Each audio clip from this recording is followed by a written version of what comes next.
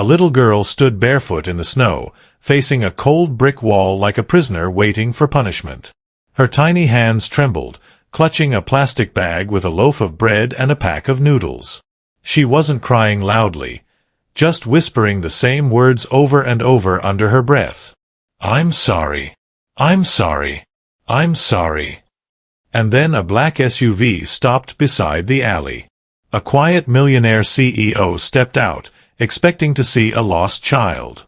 But what he discovered would shake him to his core. Because when he gently asked the little girl why she was standing there in the freezing snow, she whispered something that broke his heart. She said, "I can't come inside until I bring food back." What happened next would not only change that little girl's life forever. It would also change his. Before we continue, if stories about kindness, justice, and the quiet strength of the human heart mean something to you, take a moment to subscribe to the channel. Because the smallest acts of compassion sometimes create the biggest miracles. The snow was falling hard that night. Not the soft, gentle kind that children love. This was the heavy kind. Thick flakes swirling through the streetlights like the sky itself was trying to bury the city. Cars rushed down the icy road, drivers eager to reach the warmth of their homes before the storm got worse. But one car slowed down. A sleek black SUV rolled quietly past a small convenience store on the corner of Maple and Grant Street. The headlights cut through the storm and briefly illuminated a narrow alley beside the building. For a split second, the light caught something unusual. Something small. Something still. Jonathan Blake noticed it immediately. Jonathan was the kind of man who noticed things. As the CEO of a powerful American investment firm, his life depended on observation. Details mattered. Patterns mattered. Mistakes cost millions. But tonight, it wasn't business that made him slow down. It was instinct. His foot lifted slightly off the gas pedal. The headlights shifted, and suddenly the shape became clear. A little girl. She couldn't have been older than 7. She stood facing the brick wall of the alley like she had been ordered not to move. Snow gathered in her blonde hair and along her thin shoulders. The wind pushed her faded pink dress against her legs. But what made Jonathan's stomach tighten was this. She had no shoes. Her small bare feet were planted directly on the frozen ground. For a moment Jonathan thought maybe she was lost. Maybe she had wandered outside by accident. But then he looked closer. The girl wasn't pacing or looking around for help. She wasn't crying. She wasn't even turning her head. She was standing perfectly still. Like a child following instructions. Jonathan slowly pulled the SUV to the curb and turned on the hazard lights. The warm air from the heater hummed softly inside the vehicle, suddenly feeling almost shameful compared to the cold outside. He sat there for a second, watching through the windshield. Snow gathered around the girl's feet. Still she didn't move. Jonathan sighed quietly and grabbed his coat. Somewhere deep inside him, a voice whispered the same advice that had guided him through most of his life. Stay out of it. People's problems weren't his responsibility. But another voice answered back, a quieter one. And that voice reminded him of someone he had lost. Jonathan stepped out of the SUV. The wind hit him immediately, sharp and biting. His polished leather shoes crunched against ice as he walked slowly toward the alley. He stopped a few feet behind the girl.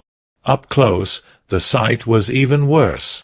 Her small shoulders trembled from the cold. Her lips were pale.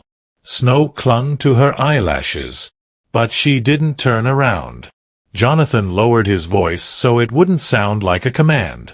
"Hey there," he said gently. "Are you okay?" The girl didn't move. For a moment he wondered if she had even heard him. Then, finally, she spoke. Her voice was so soft it almost disappeared in the wind. "She made me stand here." Jonathan felt something tighten in his chest. He stepped slightly to the side, just enough to see part of her face. Her cheeks were red from the cold. Her eyes stayed fixed on a small crack in the brick wall as if she wasn't allowed to look anywhere else. "Who made you stand here?" he asked quietly. The girl swallowed. Her small fingers tightened around the plastic bag she was holding. Inside, Jonathan could see a pack of instant noodles, a small loaf of bread, and a bruised banana. "I have to bring food back," she whispered. The wind blew harder through the alley. The girl flinched, but her feet stayed planted. "If I don't, I can't go inside." Jonathan's heart sank. He slowly removed his wool coat and gently draped it over her shoulders. The girl immediately stiffened. Not because she disliked the warmth, but because she seemed afraid of it. Jonathan noticed something else then. A faint bruise near her wrist, barely visible under the sleeve of her dress. The girl quickly pulled the fabric down to hide it. "I'm not stealing," she said suddenly, panic rising in her voice. "I'm just late." Jonathan understood immediately. Someone had taught her to say that. He crouched down carefully so he wouldn't tower over her. "What's your name?" he asked. There was a long pause. Then finally, "Claire." Jonathan nodded slowly. "Well, Claire, I'm Jonathan." He glanced up toward the apartment windows above the alley. Most were dark, but one curtain moved slightly. Someone might have been watching. Jonathan lowered his voice again. "Do you live here?" he asked. Claire nodded. "With your parents?" Another pause. "My aunt." The way she said the word didn't sound warm. It sounded like a rule. Jonathan looked down at her feet again. Her toes were turning blue. No 7-year-old child should ever have to stand barefoot in the snow. He reached slowly into his pocket for his phone. But the moment Claire saw the movement, her head snapped toward him in panic. "Please," she whispered urgently. For the first time she actually looked at him, and the fear in her eyes was sharper than the winter wind. "Don't call her." Jonathan froze. From somewhere inside the building above them, a door suddenly creaked open. Footsteps began moving down a staircase, and Claire's tiny voice trembled as she whispered one more sentence. "She gets really mad if I talk to strangers." Jonathan slowly turned his head toward the sound of those approaching footsteps, and in that moment, he realized something was very wrong. Jonathan slowly turned his head toward the staircase. The metal door at the top of the alley creaked open, and a strip of yellow light spilled across the snow. Footsteps echoed down the narrow stairwell, heavy and impatient. Claire's fingers tightened around the plastic bag so hard the thin plastic stretched against the bread inside. Her shoulders stiffened under Jonathan's coat. "Don't say anything," she whispered quickly, barely moving her lips. Jonathan didn't answer right away. His instincts were already working, the same calm calculation that had guided him through boardrooms and billion-dollar negotiations. But this wasn't a business problem. This was a little girl standing barefoot in the snow, terrified of someone coming down those stairs. The footsteps stopped halfway. For a moment there was silence again, broken only by the wind pushing snow through the alley. Jonathan noticed something strange. The door above didn't open wider. Whoever had stepped into the stairwell hadn't come all the way down. Instead, the shadow at the top lingered for a second. Then the door quietly shut again. The alley returned to darkness. Claire exhaled slowly, like she had been holding her breath for minutes. Jonathan studied her carefully. "How long were you standing here before I came?" he asked softly. Claire didn't answer right away. She stared at the brick wall again, her eyes fixed on that same crack like it was safer than looking at the world behind her. "Until I learn," she said finally. Jonathan frowned slightly. "Learn what?" Claire shrugged a little, but it wasn't the kind of shrug children use when they don't know something. It was the kind used when they know too much. "Learn to be quiet," she whispered. The words hit Jonathan harder than he expected. He looked down at her small bare feet again. Snow had begun to crust along her toes, tiny crystals clinging to her skin. The cold alone could send a child to the hospital. And yet she hadn't moved. Not even once. Jonathan spoke carefully now. "Claire, have you eaten today?" Her eyes flickered toward the plastic bag, then quickly back to the wall. "No." "Why not?" "It's not mine." The wind whistled through the alley again. Jonathan rubbed a hand along his jaw, thinking.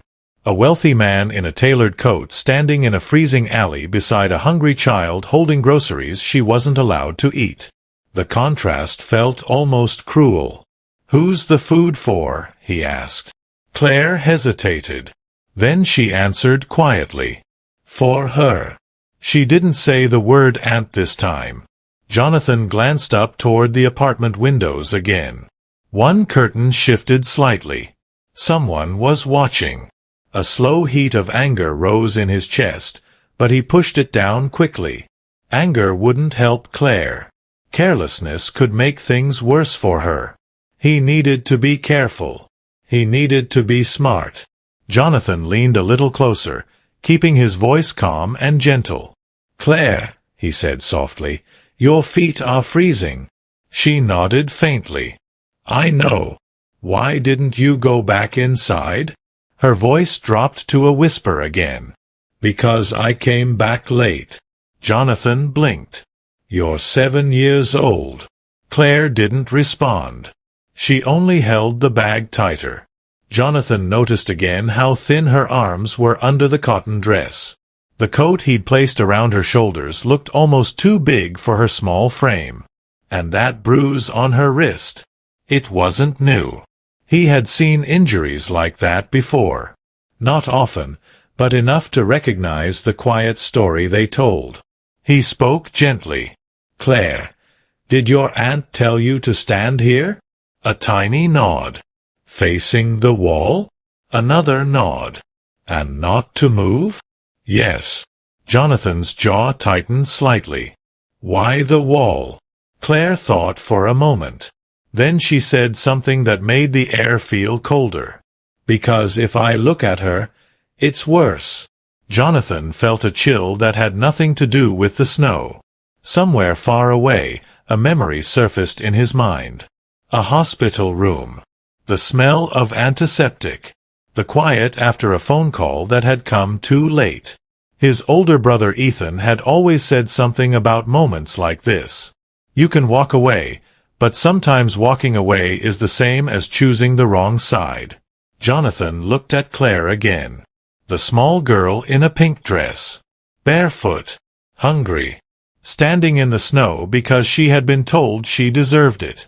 He reached slowly into his coat pocket and pulled out his phone. Claire turned toward him immediately, panic flashing across her face. "Please," she said quickly. "Don't tell her." "I'm not calling her," Jonathan replied calmly. "Then who?" He hesitated for half a second. "The people who help kids when something's wrong." Claire's eyes widened. "They'll make her mad." Jonathan gave a small, sad smile. "Claire, I think she's already mad." The wind shifted again, pushing snow deeper into the alley. Claire's knees trembled slightly now, her body struggling to stay upright. Jonathan stood up slowly and looked toward the street where his SUV waited with its hazard lights blinking. Red, yellow, red, yellow. A warm car. A heater running. Safety just a few steps away. He looked back down at her. "Claire," he said quietly, "come sit in the car for a minute. Just to warm up." Her eyes filled with hesitation. "I can't leave my spot." "You're not in trouble." "Yes, I am." Jonathan crouched again so they were eye level. "Listen to me," he said gently. "Sometimes grown-ups make rules that aren't right." Claire looked uncertain. Her entire world had probably been built on obeying those rules. Jonathan extended his hand slowly. Not grabbing. Not pulling. Just offering. "Come warm up," he said. For a long moment, Claire didn't move. The snow kept falling around them. Then, finally, she shifted one foot. The moment her frozen toes lifted from the ground, she gasped quietly from the sting of blood returning. Jonathan steadied her gently as she wobbled, and together they began walking slowly toward the SUV. But just as they reached the mouth of the alley, a sharp voice suddenly cut through the winter air behind them. "Claire!" Both of them froze. Both of them froze. The voice came from behind them, sharp and controlled, the kind of voice that didn't need to shout to make a child afraid. Claire's fingers immediately slipped out of Jonathan's hand. Her whole body went rigid. Jonathan slowly turned. A woman stood at the entrance of the alley. She was tall, wrapped in a fitted winter coat, her dark hair pulled tight behind her head. Snowflakes clung to the shoulders of her coat, but she didn't seem to notice the cold at all. Her eyes were fixed entirely on Claire. Not with relief. Not with concern. With irritation. "Well," she said slowly, stepping forward onto the snow-covered pavement, "there you are." Claire lowered her head instantly. The change in her posture was painful to watch. A moment ago she had taken a small step toward warmth, toward safety. Now she looked like a child preparing for punishment. Jonathan studied the woman carefully. This had to be Veronica, the aunt, the one Claire had been afraid to call. Veronica's gaze finally shifted to Jonathan. Her eyes moved over him quickly, taking in the tailored coat, the polished shoes, the expensive SUV parked near the curb. Her expression changed slightly. Not softer, just more calculating. "And you are?" she asked. Jonathan kept his voice calm. "My name is Jonathan Blake." Veronica's eyebrow lifted just slightly. "Jonathan Blake," she repeated, as if testing the name. Then she looked back down at Claire. "What exactly are you doing?" she said, her voice suddenly colder. Claire swallowed. I brought the food." She held up the plastic bag like evidence. Veronica glanced at it briefly. "You were late." "I know." "And when you're late," Veronica continued, "what happens?" Claire's voice dropped to a whisper. "I have to stand outside." Jonathan felt a slow burn of anger in his chest, but he kept his face still. Veronica's attention shifted back to him. "She has a habit of wandering off," she said casually. "Kids can be dramatic. She probably made this whole situation look worse than it is." Jonathan didn't answer right away. He simply looked at Claire's bare feet again. They were red and swollen now. The girl was shivering harder. "She's freezing," Jonathan said quietly. Veronica gave a small shrug. "She's learning consequences." Jonathan let the silence stretch for a moment.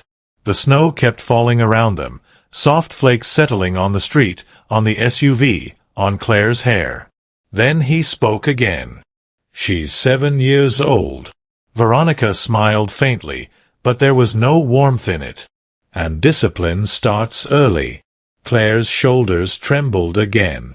Jonathan noticed the way she kept her eyes on the ground, refusing to look at either of them.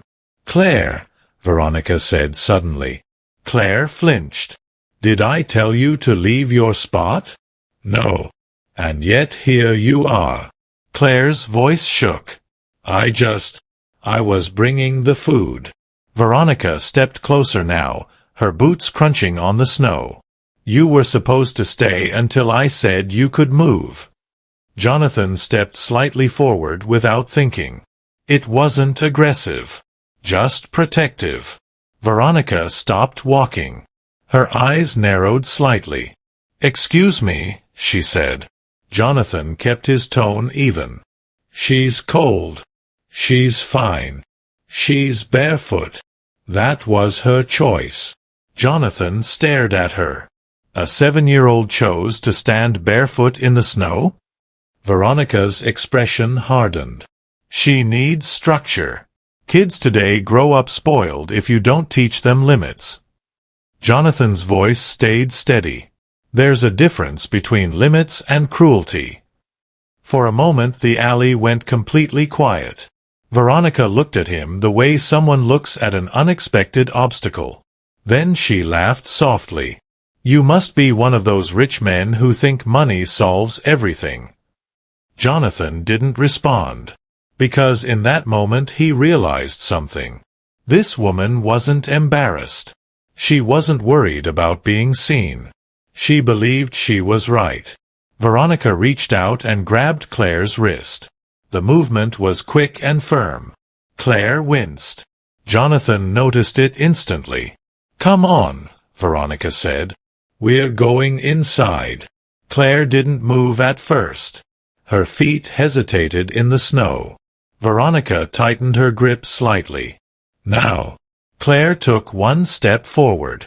Jonathan's chest tightened again. He could walk away right now. Most people would. A stranger's family drama wasn't his responsibility. But the image of Claire standing alone in the snow kept replaying in his mind. And then something else surfaced. A memory. A hospital hallway. A phone call he had answered too late. The quiet voice of a doctor saying there was nothing more they could do. Jonathan blinked the memory away. Not this time. He stepped forward again. "Wait." Veronica stopped. Her eyes flashed with irritation. "What now?" Jonathan spoke calmly. "I'm taking her to the hospital." Veronica's grip on Claire tightened. "For what?" "For frostbite, for starters." "She's fine. She's shaking. That's called being cold." Jonathan looked directly at her now. "Children don't belong outside in this weather." Veronica's smile disappeared completely. "You don't get to tell me how to raise my niece." Jonathan didn't raise his voice. "I'm not telling you anything," he said. "I'm making sure she's safe." Veronica stared at him. For a moment neither of them moved. The tension in the alley thickened. Claire stood between them, small and silent. Then Veronica leaned slightly closer to Jonathan. Her voice dropped lower. "You should mind your own business," she said quietly. Jonathan didn't look away. "Not tonight." The wind pushed through the alley again. Claire's teeth chattered softly. Veronica noticed. And something in her expression shifted. Not concern. Annoyance. As if the situation had become inconvenient. Finally she let go of Claire's wrist. "Fine," she said sharply. Jonathan blinked once. "You want to play hero?" she continued. Her tone turned almost mocking. "Take her to the hospital." Claire looked up in surprise. Veronica turned toward the building entrance. "But don't get too comfortable," she added over her shoulder. Her voice drifted back through the falling snow. "Because when she's done there—" Veronica paused, glancing back at them one last time. "She's coming right back home." And something in the way she said the word home made Jonathan realize that the real danger for Claire might only be beginning. Veronica's footsteps faded into the stairwell, and the metal door slammed shut with a hollow echo that lingered in the alley. For a moment, neither Jonathan nor Claire moved. Snow continued drifting down in slow, quiet sheets. Claire stood exactly where Veronica had left her, her small arms wrapped tightly around the plastic bag like it was the only thing she was still allowed to hold. Jonathan watched the stairwell door carefully. He half expected it to open again. But it didn't. The alley fell silent again. Claire's voice came out barely above a whisper. "She's mad." Jonathan looked down at her. "She was already mad," he said gently. Claire didn't argue with that. Her feet shifted slightly on the snow, and she winced again when the frozen ground touched her skin. Jonathan opened the passenger door of the SUV. Warm air spilled out immediately, a soft wave of heat that fogged the cold night air. "Come on," he said quietly. Claire stared at the car like it was something unfamiliar. "Just for a minute," Jonathan added. "To warm up." Claire hesitated. Then slowly, carefully, she stepped closer. Jonathan noticed how stiffly she walked, like every step hurt now that feeling had returned to her feet. When she climbed into the seat, she gasped softly as the warmth touched her skin. Her hands gripped the edge of the seat. Jonathan closed the door gently and walked around to the driver's side. Inside the car, the heater hummed softly. Claire sat stiffly, still holding the plastic bag. Jonathan started the engine but didn't drive yet. He adjusted the heat a little higher. "You can set that down if you want," he said, nodding toward the groceries. Claire shook her head immediately. "I can't." "Why not?" "She'll say I lost it." Jonathan studied her for a second. "All right," he said calmly. "You can hold it." Claire relaxed just a tiny bit, though her fingers still clutched the bag tightly. Jonathan pulled the SUV away from the curb and began driving slowly through the snow-covered streets. The city lights blurred through the falling snow. For several minutes, neither of them spoke. Claire stared out the window, watching the snowflakes slide across the glass. Then she said something quietly. "She's going to be mad tomorrow." Jonathan kept his eyes on the road. "Maybe," he replied. Claire looked down at her feet. "They hurt." Jonathan nodded. "I know. Is the hospital far?" "Just a few minutes." She nodded slightly. Then, after a pause, she asked something that made Jonathan's chest tighten. "Are they going to tell her?" Jonathan glanced at her briefly. "Who?" "The doctors." He took a breath before answering. "The doctors are there to help you." Claire looked uncertain. "But if they tell her I said things?" Her voice faded. Jonathan slowed at a red light. The glow from the traffic signal reflected softly across the windshield. "Claire," he said gently, "nobody's going to punish you for telling the truth." She didn't answer. Instead, she pulled her knees up slightly on the seat and wrapped Jonathan's coat tighter around herself. The coat swallowed her small frame. Jonathan noticed how thin her arms were again. How carefully she moved, like someone used to trying not to take up space. He turned onto the road leading toward the hospital. The bright lights of the emergency entrance appeared ahead through the snowfall. Claire noticed it too. Her eyes widened a little. "That's it?" she asked quietly. "Yeah." Jonathan pulled the SUV into the emergency drop-off area. The building glowed with warm white light. People moved inside through the sliding glass doors. Doctors. Nurses. Ordinary life continuing in a place built for emergencies. Jonathan parked and turned off the engine. For a moment, Claire didn't move. Her hands were still gripping the bag of groceries. "You ready?" Jonathan asked. She hesitated, then nodded. Jonathan stepped out of the SUV and walked around to open her door. The cold air rushed back in, but this time Claire didn't flinch as much. Jonathan crouched slightly. "Do you want to walk, or do you want me to carry you?" Claire looked embarrassed. "I can walk." But when she placed her feet on the ground, she gasped again. The frozen skin protested with sharp pain. Jonathan didn't say anything.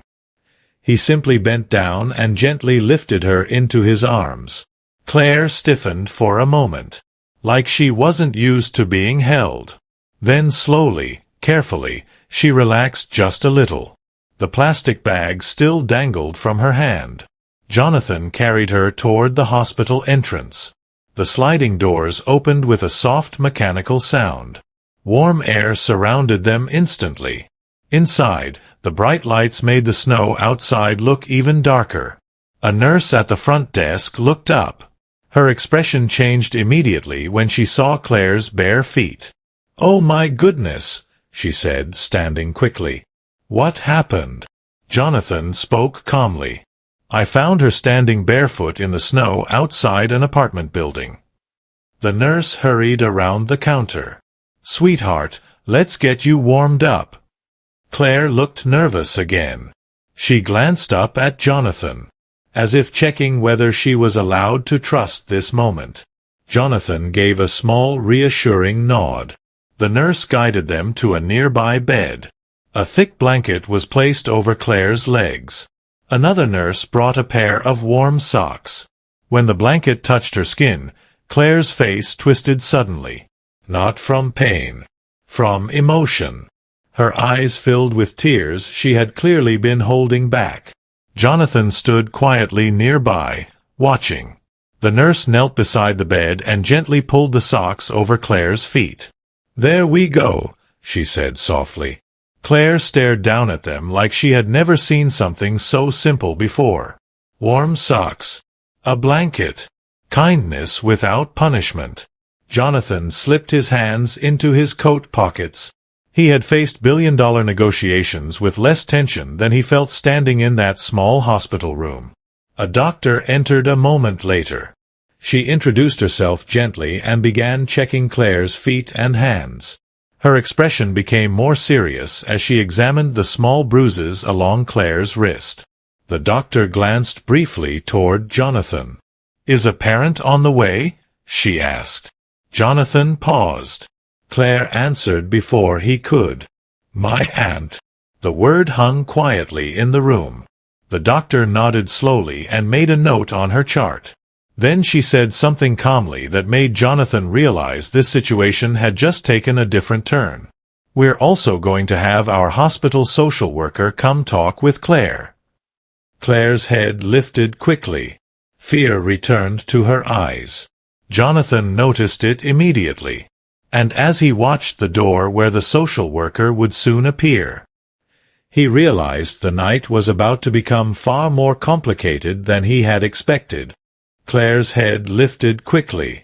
Fear returned to her eyes so suddenly it felt like someone had turned the room cold again. Her small fingers tightened around the edge of the blanket. "A social worker?" she asked quietly. The doctor kept her tone calm and reassuring. "Yes, sweetheart. Just someone who talks with kids and makes sure they're safe." Claire didn't look convinced. Her gaze drifted to the door, then slowly back to Jonathan. The question in her eyes wasn't spoken out loud, but it was easy to read. "Is that bad?" Jonathan stepped a little closer to the bed. "It's okay," he said gently. "They're just here to help." Claire looked down at the blanket again. "But if I say something wrong?"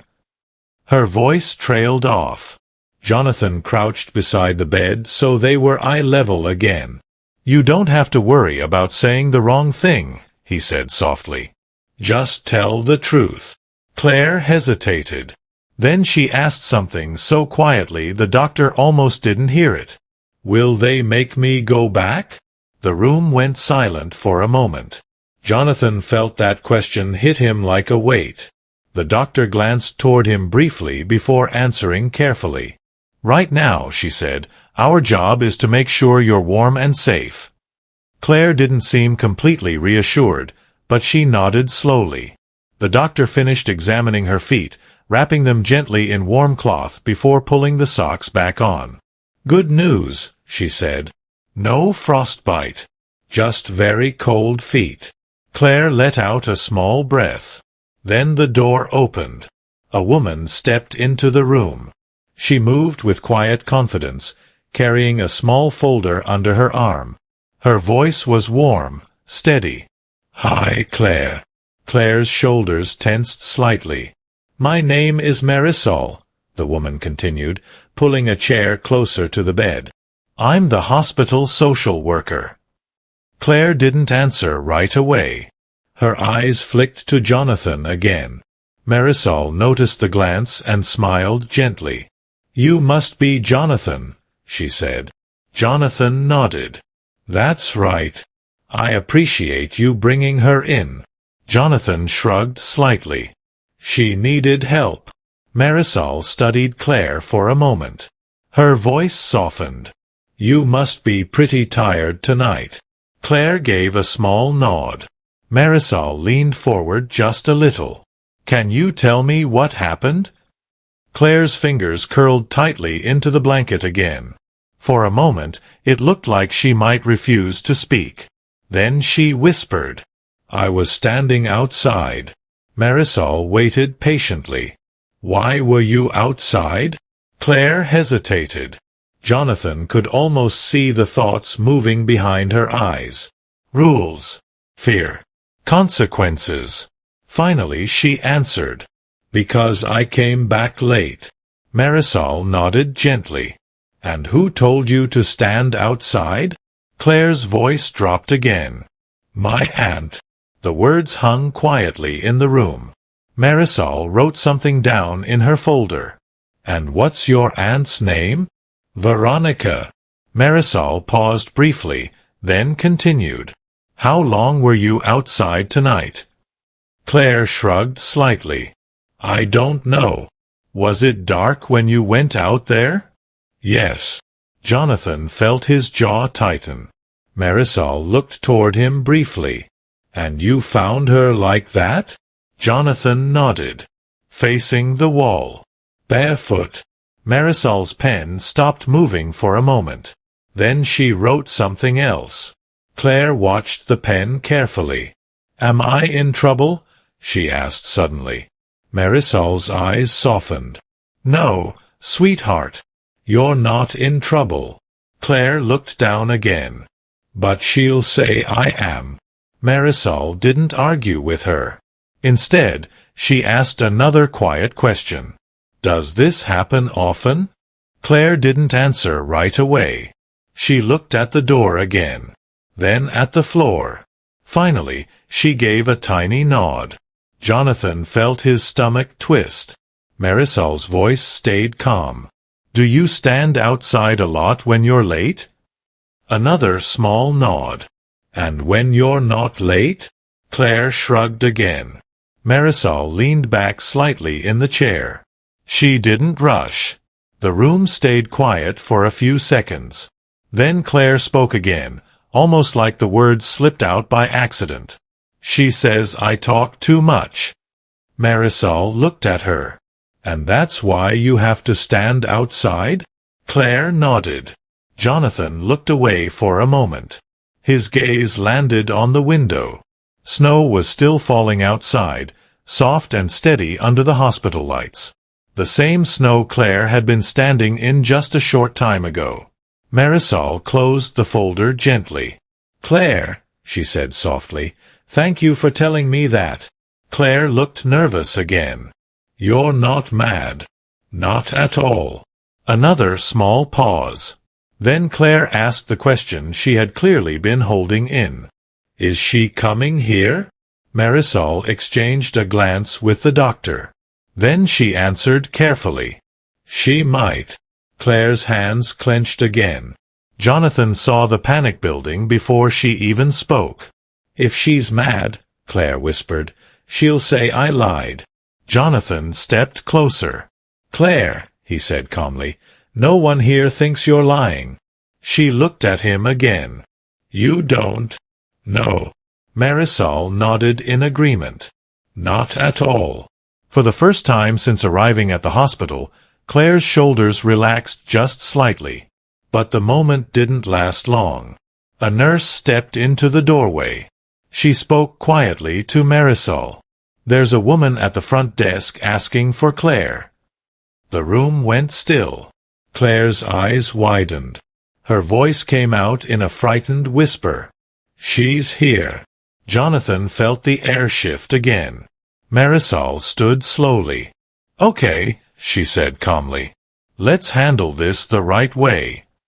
Claire grabbed the edge of Jonathan's coat sleeve before he could step back. Her voice trembled. Don't leave. Jonathan looked down at her small hand gripping the fabric. Then he placed his hand gently over hers. I'm not going anywhere, he said. Outside the room, footsteps began approaching down the hallway. And Claire's grip on his sleeve tightened just a little more as the shadow of Veronica appeared on the frosted glass of the hospital door. Claire's grip on Jonathan's sleeve tightened until her small knuckles turned pale. The shadow behind the frosted glass moved closer. Each step in the hallway sounded louder than it should have, echoing through the quiet room like a slow countdown. Jonathan didn't move his hand away from hers. He simply let it stay there, steady and calm. Marisol walked to the door first. Her voice was composed, professional, but firm.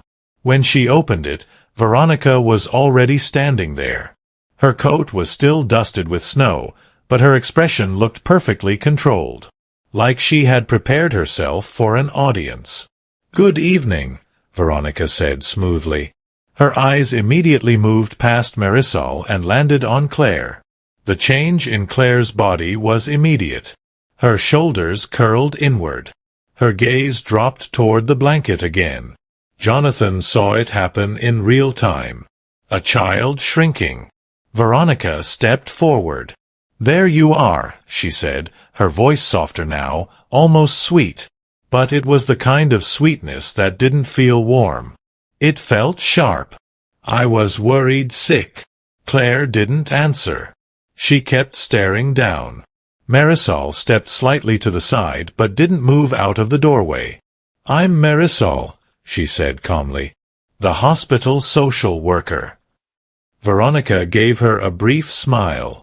"Of course you are." Her eyes moved toward Jonathan. "And you must be the man who decided to involve himself in my family tonight." Jonathan met her gaze without raising his voice. "I brought Claire here because she was freezing." Veronica laughed lightly.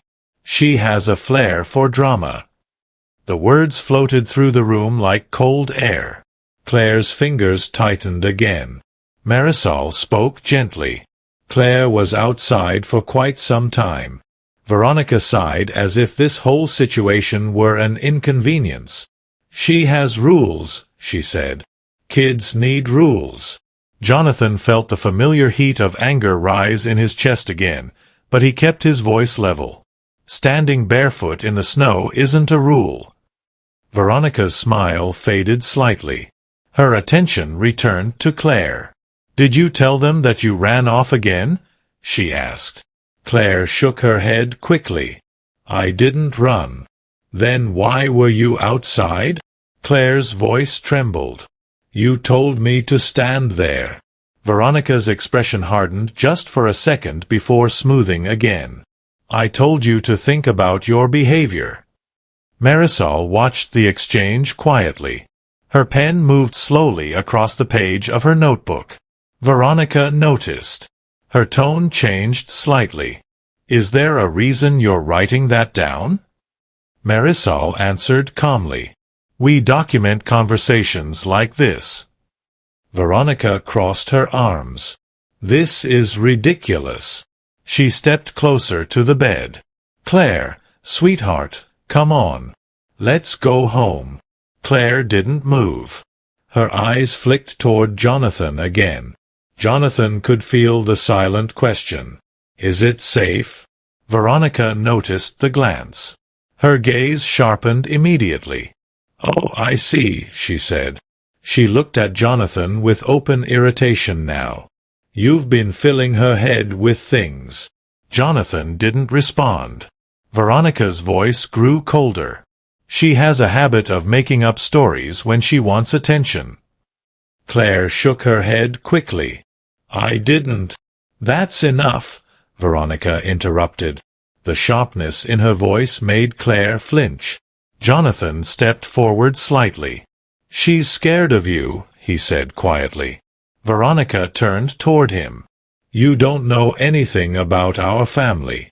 Marisol stepped in gently before the tension could escalate further. "Right now our priority is Claire's well-being." Veronica gave a tight smile. "Then we're on the same page. I'm her guardian." Marisol nodded. "And that's something we'll need to discuss." Veronica's eyes narrowed. "Discuss."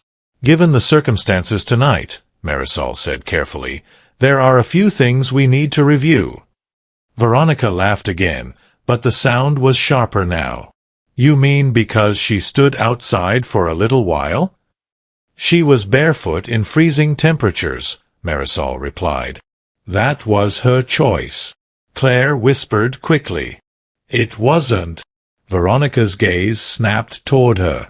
Claire's voice disappeared immediately. The silence that followed was heavy. Jonathan watched the scene carefully. He had negotiated deals worth millions of dollars, but this was different. This was about control. And Claire had clearly been living under it for a long time. Marisol spoke again, still calm. We're going to continue evaluating Claire tonight. Veronica's patience was beginning to crack. I'm taking her home. I'm afraid that won't happen immediately. Veronica stared at her. Excuse me? The doctor wants to observe Claire for a little while longer, Marisol explained. Veronica turned to the doctor. She's fine. The doctor remained composed. She was exposed to freezing temperatures. She's warm now. Even so, we want to be cautious. Veronica looked around the room like she couldn't believe what she was hearing. Then her eyes settled on Jonathan again. This is because of him, she said. Jonathan didn't react. Veronica's voice dropped slightly. You should have minded your own business. Jonathan answered quietly. I did what anyone should have done. Veronica studied him for a long moment. Then she leaned closer. You have no idea what you've started. Jonathan didn't look away. Maybe, he said calmly. But I know what I saw. Veronica straightened again. Her attention shifted back to Claire. For a brief second, something dark passed through her eyes. Not anger. Something colder. Then she smiled again. Fine, she said lightly. If the hospital wants to play babysitter, we can wait. Claire's breathing grew slower. But the tension in the room hadn't disappeared. It had only changed shape. Veronica walked to the chair near the wall and sat down, crossing her legs, perfectly composed, like she had all the time in the world. Jonathan stood beside the bed, Claire still holding onto the edge of his sleeve. Marisol continued writing quietly in her notebook. The doctor checked Claire's chart again. And outside the room, the hospital hallway carried on with its ordinary nighttime rhythm. But inside that small room, something much larger had begun. Because Jonathan could already see it in Veronica's eyes. This wasn't over. Not even close. And somewhere deep inside, Jonathan had the growing feeling that protecting Claire was about to become far more complicated than simply bringing her in from the cold. Jonathan stood beside the bed while Claire's fingers remained wrapped around the edge of his sleeve. Across the room, Veronica sat in the chair like someone waiting out a minor inconvenience. Her posture was perfectly composed, her expression calm, but her eyes never stopped watching. Time passed slowly in the quiet room. A nurse came in once to check Claire's temperature. Another adjusted the blanket around her feet. The doctor stepped out briefly to review notes. But the tension never left. Claire barely spoke. Every now and then she glanced toward Veronica, then quickly looked away again. Jonathan noticed the pattern. Fear had trained her to measure every movement. After a while, Marisol closed her notebook and stood. I'm going to step out for a moment, she said calmly. I need to make a phone call. Veronica gave a small smile. Of course you do. Marisol walked out into the hallway. The door closed softly behind her. For the first time since entering the hospital, Veronica leaned forward slightly in her chair. Her voice dropped low. Claire. Claire stiffened immediately. Yes. Veronica's tone was quiet but sharp. You've caused quite a scene tonight. Claire's fingers tightened in the blanket. I didn't mean to. You embarrassed me. Jonathan's jaw tightened. But Veronica wasn't looking at him. Her eyes stayed on Claire. You tell people stories, she continued softly. And then they think they know things. Claire's voice trembled. I didn't lie. Veronica smiled thinly. We'll talk about it at home. Claire's breathing became uneven. Jonathan stepped forward slightly. That won't be happening tonight. Veronica looked at him slowly. You seem very confident for someone who doesn't belong here. Jonathan didn't answer, because at that exact moment the door opened again. Marisol returned. But she wasn't alone. 2 hospital security officers stood quietly behind her. The shift in the room was immediate. Veronica's smile faded. Marisol spoke calmly. Veronica, we've contacted Child Protective Services. Silence settled heavily in the room. Veronica stared at her. You did what? Given the circumstances, we're required to file a report. This is absurd, Veronica snapped. Claire looked up slowly. Jonathan stayed still beside the bed. Marisol's voice remained steady. Claire will not be returning home tonight. Veronica stood abruptly. You don't get to make that decision. That decision is being made by the appropriate authorities. Veronica laughed sharply. You think a report means anything? Marisol didn't react. It means someone will review the situation. Veronica turned toward Jonathan again. Her voice carried anger now. This is your fault. Jonathan met her gaze calmly. No, he said quietly. This started long before I showed up. Veronica's expression hardened. For a moment it looked like she might argue further. But the presence of security changed the room. She glanced toward the door. Then back at Claire. Something cold passed through her eyes. You'll regret this, she said quietly. But the words didn't sound as confident as before. Marisol gestured toward the hallway. Someone will contact you soon with next steps. Veronica grabbed her coat. She looked at Claire one last time. Claire didn't look back. And that seemed to bother Veronica more than anything. Without another word, she walked out. The door closed behind her. The room fell silent again. Claire's breathing slowed gradually. Jonathan could feel her small hand still holding his sleeve. Marisol sat back down beside the bed. You did really well tonight, she told Claire gently. Claire looked uncertain. Am I still in trouble? No. Claire blinked slowly. What happens now? Marisol answered softly. For now, you stay somewhere safe. Claire looked toward Jonathan. Jonathan wasn't expecting that look. It carried something fragile. Hope. Marisol noticed it too. We'll figure out the next steps carefully, she said. Claire nodded slowly. Then she looked down at her feet wrapped in warm socks. A few minutes passed. The hospital lights hummed softly overhead. Outside, snow continued falling across the quiet city.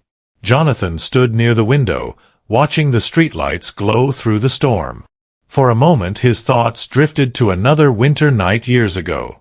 Another moment when someone needed him. And he hadn't been there in time. That memory had followed him for years. A quiet weight he never spoke about. But tonight was different. Tonight he had stopped the car. He had stepped out. And a little girl wasn't standing alone in the snow anymore. Behind him, Claire spoke softly. Jonathan. He turned. Yes. She hesitated. Then she asked the question that mattered most.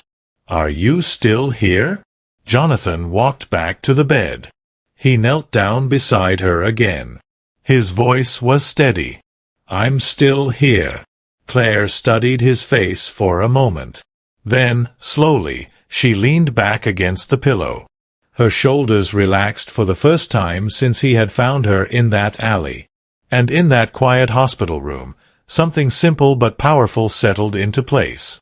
Because sometimes the biggest change in a life doesn't begin with a grand moment. Sometimes it begins with one person choosing to stop and care.